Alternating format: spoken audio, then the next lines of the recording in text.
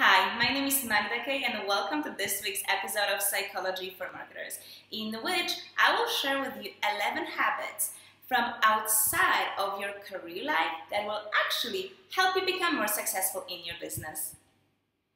We usually separate different areas of our life. So there is your career, then there is your personal life, your family, your health, your social life, and we look at them as separate aspects of who we are.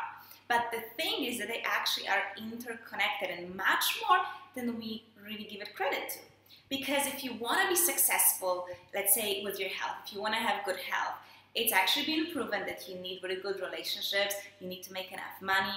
So being successful in one area means that you have to be also successful in other areas as well. Well, that's actually good news because now you know that if you want to become more successful in your business, apart from actually looking at how you can be better at your work and doing what you do, you can also make sure that you become better in your personal life, with your family, with your relationships and your health, and that this is going to help you dramatically become more successful in business as well. So here are my favorite 11 tips, 11 things that I do outside of my business that are actually hugely impacting the success that I'm achieving. Number 1. Spend time in the nature every day. As much as possible, get outside of your office, of your house, and breathe the fresh air. If you have some greenery around, that's awesome. You definitely want to make sure that you have some contact. Maybe go to the forest and work from there or go for a walk. If you're close to the beach, have a walk in the morning or in the evening. Nature actually calms us down, which allows us to be more creative and connect to our intuition, which helps us get really good ideas of what we should do next in business and in every area of our lives. And it also relaxes our body, and we really need to relax because we make way too many decisions in our life from a place of being scared and worried about the future, what we're gonna make it. So being in nature really gives this fresh air to who you are and how you approach things in your life. Second thing, to be engaged in some voluntary work or charity. You know, we often are so focused on what we have or what we don't have and what we want to have, we forget to appreciate what we have. And frankly, kind of the goal and the reason for having a lot is that you can share it with other people. That really brings a lot of joy to your life if you start sharing. So that's what I want you to try. If it's possible, make a habit that every week you do something little for somebody else. Optionally, you can also think of a big project that you would be working on either every month or every year, depending on how big the project is. And also on a daily basis, you can do random acts of kindness, which means just something small for somebody, like bringing a coffee for your colleague, or my favorite is to write some nice positive notes and leave it behind the windshield on random cars when I walk on the street. Number 3 is to read, watch, or do something that makes you laugh. Laughing is one of the best medicines ever, and you do want to make sure that you laugh enough every single day. Too often we get stuck in the office working so hard and stressing over the project, forgetting about the joy that we should be experiencing with really anything that we do. So just stop, read something funny, watch a comedy, or just go out with your friends. But make sure you get a daily dose of a healthy laughter. Number 4 is to move your body, and you probably heard about it and you might be thinking like, oh yeah, but I don't have time. Look, the thing is, you don't have to be spending 2 hours in the gym every day. You can try a high intensity workout, which is just about 15 minutes that you can do in the morning. You can do a bit of yoga or just walk to your office instead of driving, or take stairs instead of taking the elevator. It's actually more about this daily activity in our life. You know, even cleaning and carrying things around the house, it's all physical activity. But it has been proven with so many studies that if you move your body, it's more productive, it's more effective and efficient. You have more energy, so you actually can later work more and work in a better way on those big projects that you have at work. Also, another thing to make sure you have a lot of energy is to ditch sugar and that junk food. Now, I know it's something easy, when you're working a lot, like long hours, and you don't really have time to cook or to go to a nice restaurant. It's so easy to just grab that donut or ask a colleague to go and get you something from McDonald's close by. But the truth is that this kind of food in long term drains you from the energy. So later where, at 4 p.m. you feel like, like the food coma is hitting you and you just want to crash and sleep, that's actually because of the food that you had. So it's such an easy change to do in our lives, to make sure that we get proper food, that we eat things that are healthy, that our bodies actually need to stay energized for the whole day. Now, it doesn't mean you have to go on a diet and suddenly follow 100 rules of healthy eating. But definitely, if you limit, or even better, eliminate refined sugars, so especially like white sugar in your coffee or tea, donuts and all the candy, and all the junk food, so no more pizzas and burgers. If you can just eliminate that, you're making a huge favor to your body and all the projects that you're working on. Number 6 is to work on your relationships with other people. That means both your family, your intimate partner, and your friends. Now, it's been shown in many research that the quality of our relationships, how deep our relationships are, have a direct and the most important impact on how happy we feel. And there is another research that says the happier we are, the more productive we are. So really, all of those relationships are the base. Look at it as the pillars of the platform that you're standing on. And if those pillars are weak, then you all shaky and you can fall and you won't really achieve so much. So you need those relationships. They provide you with the energy, they provide you with the necessary support, with the new ideas.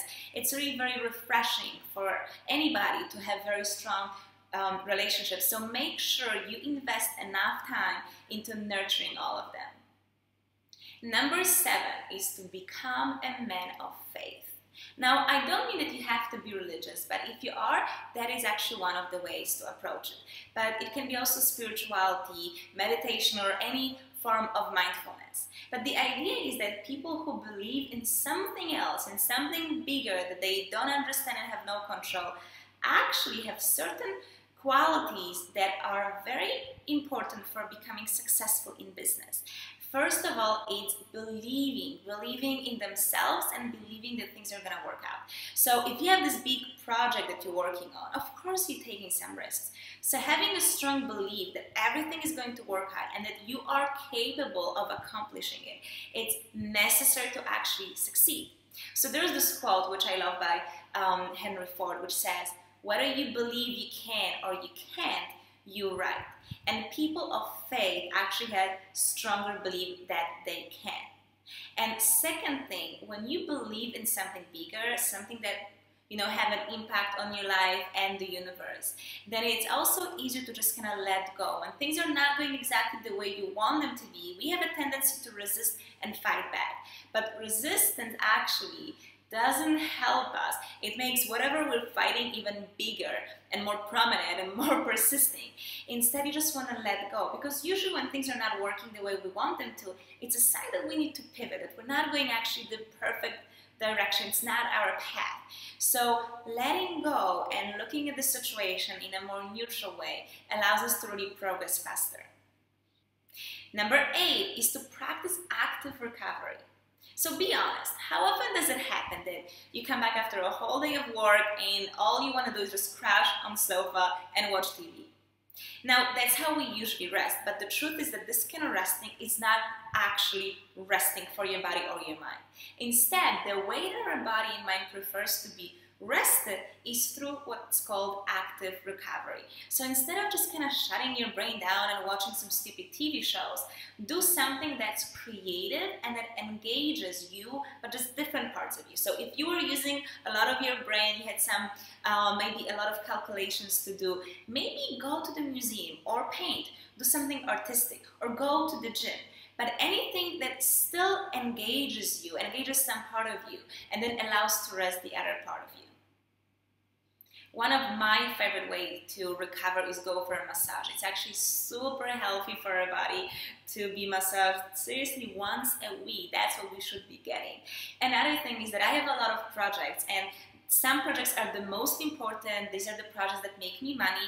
But then I have other projects that I also really enjoy, like teaching yoga, or I have some other blogs as well. So one of the ways for me to recover from work is to work on those projects. So if you have your personal project, or if there's something that you would like to start, that can be a great moment to do so, because that's how you want to rest when you really feel tired. Number 9 is to act like a child occasionally. Like, what were some of the things that you did for fun as a child? Maybe you were painting, or doing cartwheels, or collecting flowers. Whatever it was, trust me, you will still like doing it. So just go back in the past. What were the things that you were doing? And try to make some time to do them now in your adulthood as well. Number 10 is to create a vision board. Now, there's tons of different tools for goals and how to achieve your goals, and they're all good, but a vision board is something that engages all of your senses, and it's just so much bigger than just setting goals for yourself. So how do you create a vision board? Well, simply think of all the things that you would like to have in your life. Maybe you want to own a Maserati like I do, or you want to travel to a country, or have 3 children, or a beautiful house, whatever it is. Search online for photos, then print them and attach them to the board that you're going to put on the wall somewhere where you can easily see it. This way, every day when you look at your board, you're being reminded of what you're actually working for. That helps you to kind of get out of the rut of all these little to-dos that we have every day, all the errands that we have every day, and keep you focused on the real thing. And finally, number 11 is to play with animals. Look, we are naturally programmed to like things that are fluffy, furry, and cute. So playing with dogs or cats or any other animal that you like actually is very healthy to us. Seriously, it balances hormones, it makes us happy, it makes us forget about the trouble that we might be experiencing and really be in the moment. So whenever possible, play with animals, and hey, if you can, get a pet, because this way you get to sleep with your pet and you get to play with them every single day. So these were 11 habits that I've been practicing for many years, and I really noticed that they have a huge impact on how productive I am in my career and in the business part of my life. So I hope you can try all of them, and if not all of them, maybe just some of them, and let me know how it's working for you. And maybe you have some more tips, some more habits outside of the business area, which are eventually also helping you become more successful in your business. So please, if so, share it in the comment section below. Now, I hope you liked this video, and if you did, please like it and please share it with your friends so we can spread this message to as many people as possible. And if you're not yet part of Psychology for Marketers community, then make sure you subscribe, because this way you'll be getting a free training like this every week, plus additional information which I only share via email. Thank you so much for watching. That was Magda K, and I'll see you next week.